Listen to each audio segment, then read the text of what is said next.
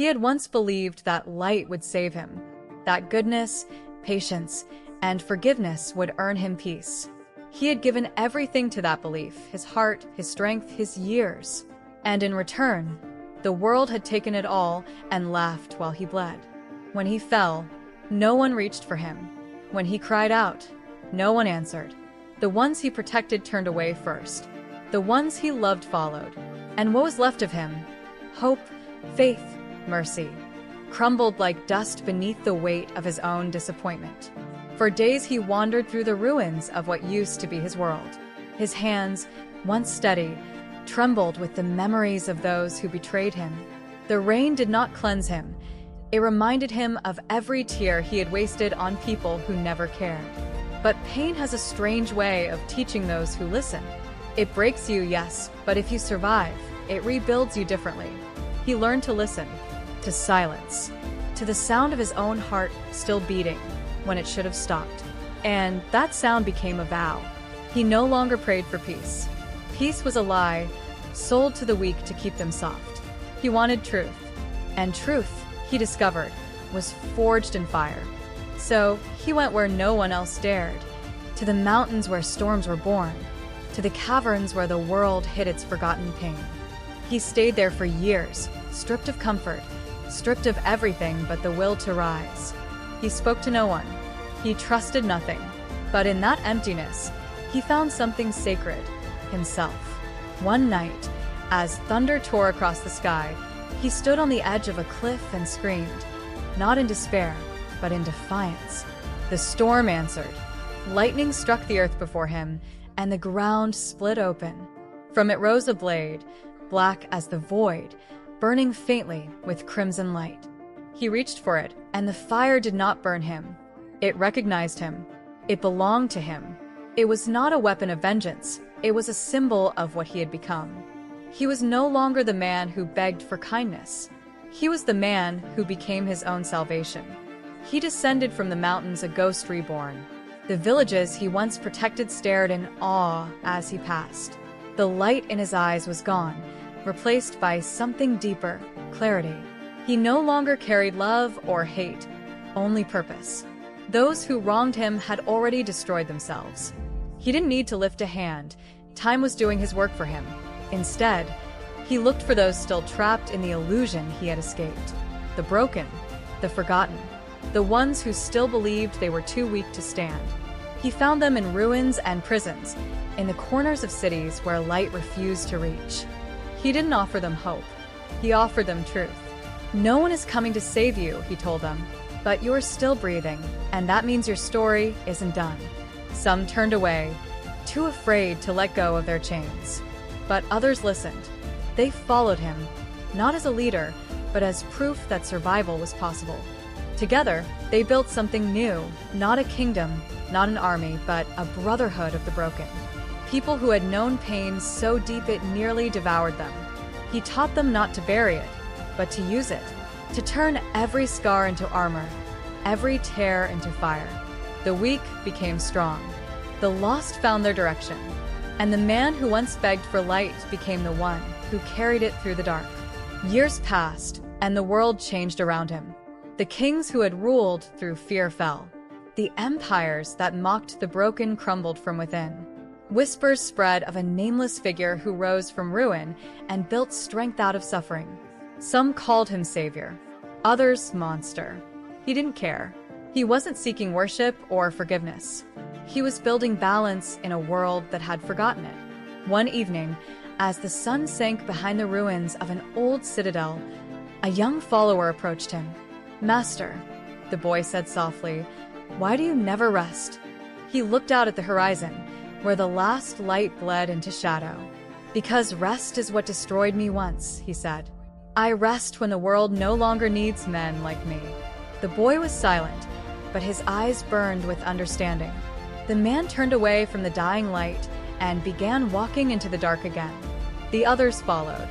He no longer fought for revenge. He no longer sought redemption. His war was with weakness itself, the kind that hides inside men and whispers that they are not enough. He would destroy that lie wherever he found it. In time, his hair turned gray, His scars deepened, but his will never faded. The world he had reshaped learned to stand without him.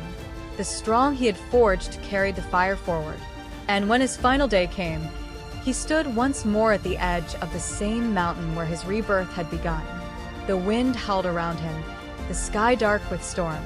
He closed his eyes, a faint smile on his face. "I was not born to be loved," he murmured. "I was born to be remembered." Lightning flashed. The mountain shook. And when the storm cleared, there was no trace of him. Only the sword, still burning faintly in the stone, waiting for the next soul brave enough to rise from the ashes. Years had passed since the storm took him. The world whispered his name like a myth. Some said he had ascended beyond man, others that he had vanished into the shadows he once commanded. Yet in every corner of the broken world, his fire still burned. The brotherhood he built had spread, no longer a gathering of the broken, but an army of will. Men and women who had once wept in silence now carried themselves with unshakable eyes. They no longer bowed to kings or gods. They bowed only to purpose. But every flame, no matter how strong, tests its own endurance. Without the one who began it, the brotherhood fractured. Some twisted his teachings, using his name to justify their own hunger for power. Others lost their path, mistaking pain for cruelty. The balance he built began to tremble. In the mountains where lightning once kissed stone, something stirred again. The sky darkened, not with storm, but with silence. A silence so heavy it felt alive.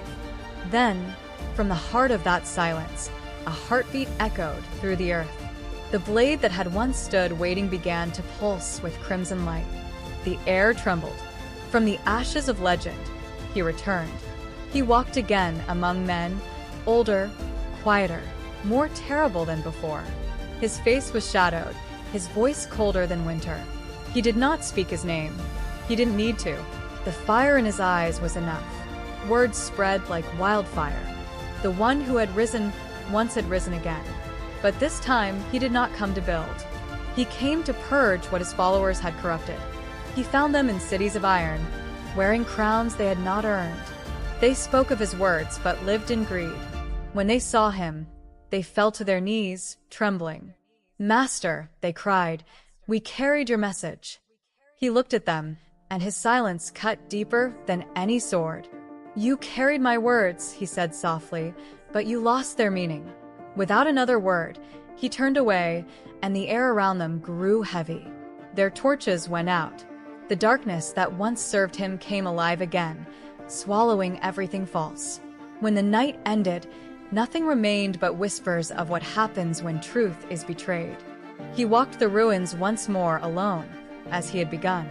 Yet this time he did not rebuild. He sought those still worthy, the ones who understood that pain was not for cruelty, but for clarity. The ones who still fought not for vengeance, but for transformation. He found them in the cold and gave them nothing but truth. "Do not follow me," he said. "Become what I am not. Carry the fire, but never worship the flame." One of them, a woman with scars like lightning, asked, "If we should not follow, then what remains of your path?" He looked toward the horizon, where light and dark clashed endlessly. "The path does not end," he said. "It evolves. I was the storm. You will be the dawn." And so it was. He vanished again, but this time, the world did not break. It grew stronger. The fire he carried no longer belonged to him. It belonged to all who refused to surrender. Generations later, warriors still whispered of the Nameless One who rose from ruin, who turned agony into strength, who taught men to embrace their scars like crowns. They said he walks still, not as a man, but as a shadow beside every soul that refuses to give up. For pain is eternal, but so is the will that defies it.